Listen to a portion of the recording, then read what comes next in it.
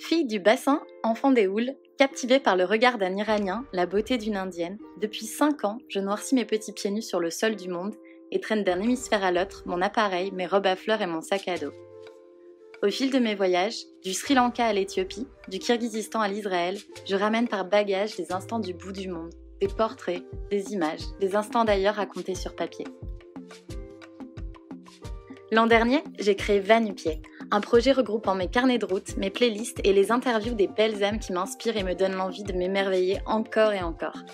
5 expositions, quelques articles de presse et 1000 histoires plus tard, persévérante, têtue et effrontée, je continue de faire cap vers des destinations que par ignorance on tente trop souvent à délaisser.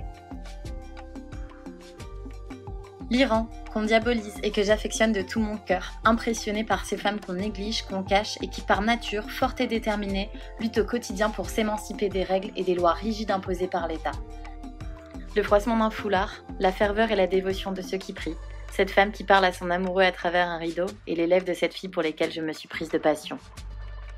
Imperceptible, infime, pour certains insignifiant, il y a à mon sens plus de beauté dans les petits détails que dans l'évidence.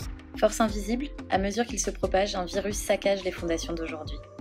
À l'heure où certains, par mimétisme, par profit, par peur, par égoïsme, se déchirent dans l'enceinte de leur propre pays, ici, en Malaisie, dans l'intimité d'un confinement de fortune, je prends mon mal en patience et laisse le temps se déliter dans la simplicité.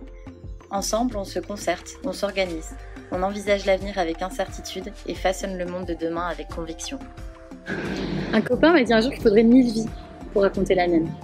Mais le mieux pour que je vous en parle, ce serait qu'on se rencontre. Vous pensez pas ? Tout ça pour vous dire que le voyage façonne une meilleure version de moi.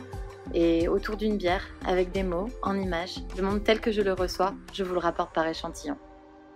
Ah et au fait, moi c'est Mélanie.